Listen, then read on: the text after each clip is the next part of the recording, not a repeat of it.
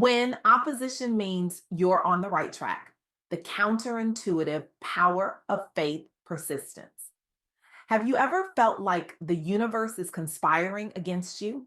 That the moment you discover your purpose, suddenly everything becomes 10 times harder? I recently had the privilege of interviewing Diniah Matthew for the Pink Parachute Diaries podcast, and I'm still reeling from the experience. Deniah isn't just a spiritual guide, she's a revolution in human form. Her work has transformed thousands of lives through her unique approach to purpose and faith. What makes her extraordinary is her ability to reframe obstacles, not as roadblocks, but as confirmation signs.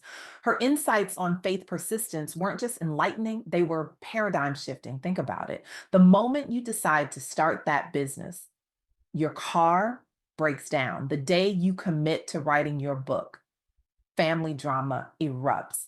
The week you launch your ministry, your health falters. Coincidence? Dania Matthew would say, absolutely not.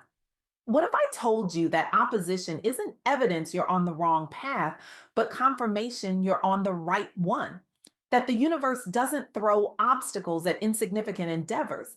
It reserves its greatest resistance for the missions that matter most. This revelation hit me like a thunderbolt during my conversation with Dinia. She explained that purpose driven journeys inevitably attract resistance. The greater the purpose, the fiercer the opposition. But here's where it gets interesting. This opposition isn't just practical or logistical. According to Dinia, it's often spiritual. Now, before you mentally check out, stay with me. Whether you're religious or not, there's something profound here worth considering. When we examine the journeys of extraordinary individuals who've overcome seemingly insurmountable odds, a pattern emerges. They all faced moments where giving up seemed like the only rational option. Yet something, call it faith, determination, or sheer stubbornness, kept them going. Consider Tyler Perry. Before he became the billionaire media mogul we know today, he was homeless, living in his car on the streets of Atlanta. His plays failed repeatedly. 27 production companies rejected him. 27. Imagine that for a moment, not two or three rejections, 27 doors slammed in his face. Most of us would have given up after five, maybe 10 if we're particularly resilient. But 27, that's not just persistence, that's something otherworldly. What kept him going wasn't just ambition. According to Perry himself, it was faith. After watching an Oprah episode about the therapeutic nature of writing, he created his first play as a way to process his own trauma from growing up with an abusive father in New Orleans. Despite initial failures, he persisted through homelessness and rejection. The turning point came when he reworked his play, I Know I've Been Changed, strengthening its faith themes. Suddenly, the same play that had emptied theaters began selling out shows.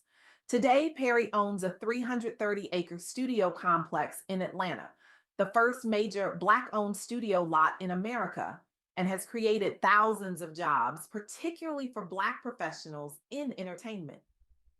As Diniah Matthew emphasized in our interview, Perry's story illustrates a crucial truth. Faith persistence isn't just about believing things will work out. It's about continuing to move forward when every logical indicator suggests you should stop. But what about those of us who've made mistakes? Those who feel disqualified from their purpose because of past failures? This brings me to Sarah Jakes Roberts, daughter of renowned Bishop T.D. Jakes. At 14, Sarah became pregnant. Imagine the weight of that, a pastor's daughter raised in the spotlight, now facing public judgment and shame. Many would have internalized that failure, believing it defined their future. Sarah went through a difficult divorce later and struggled intensely with self worth.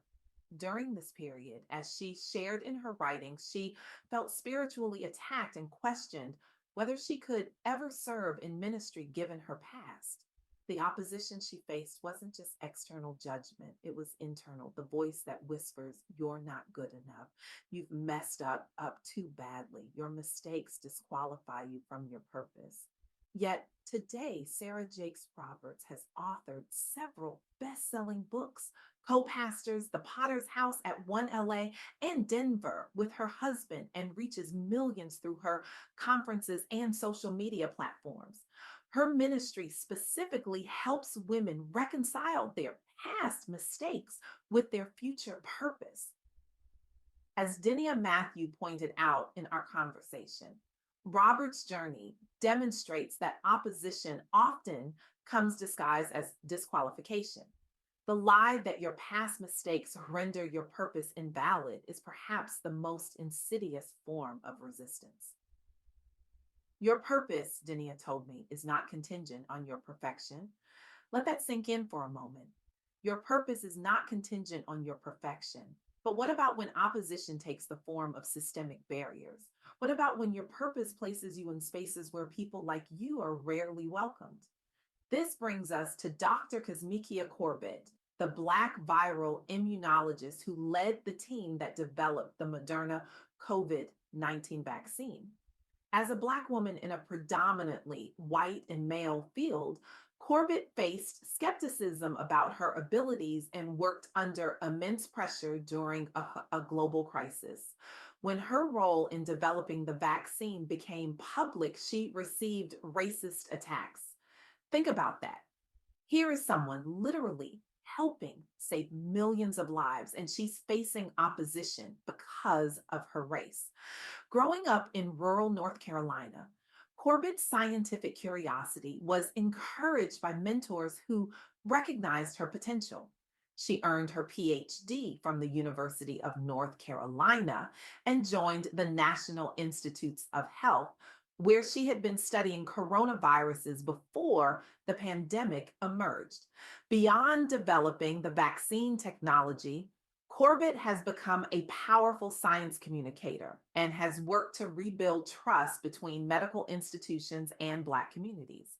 She's spoken about how her faith sustained her during the intense pressure of vaccine development and when facing racial attacks. As Diniah Matthew emphasized, Corbett's story shows us that maintaining faith during intense opposition can lead to world changing impact.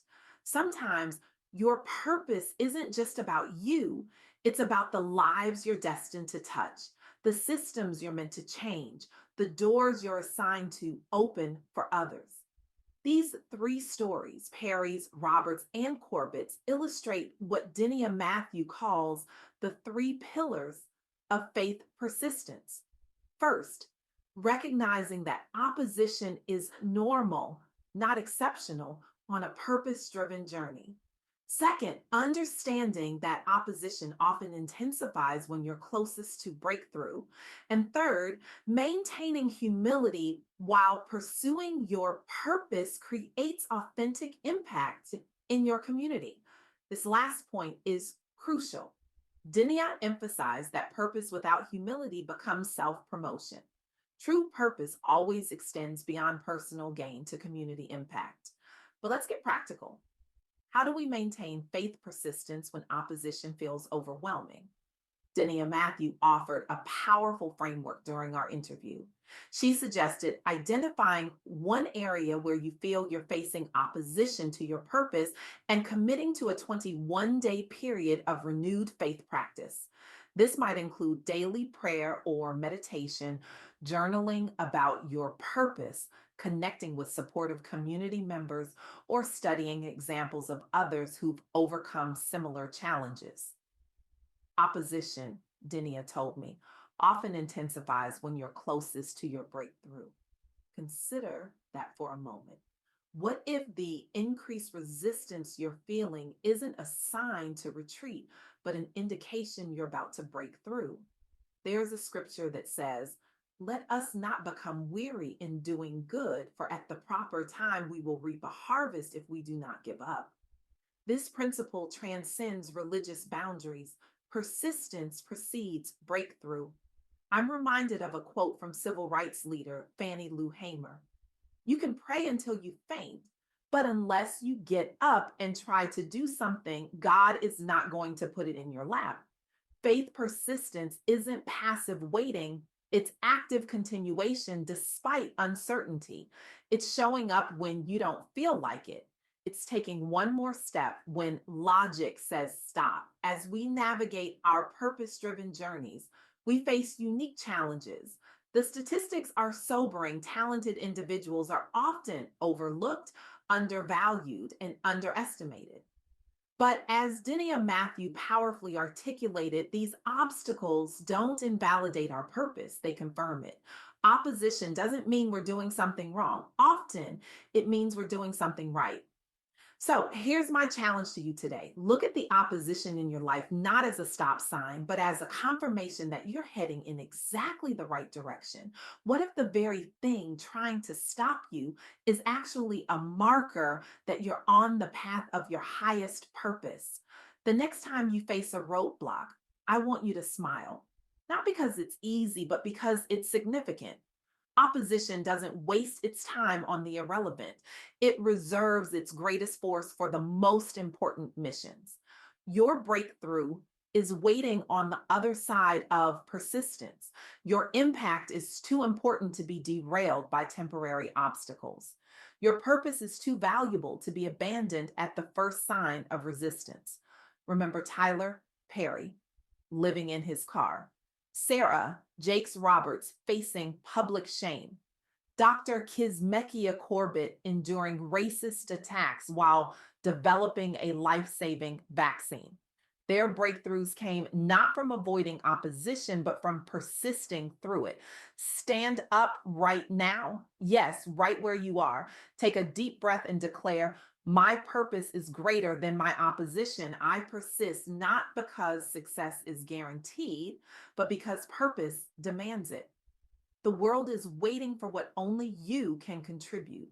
Your community needs what only you can offer. And the opposition you face today is simply preparing you for the impact you'll make tomorrow. Don't give up. Not now, not when you're so close.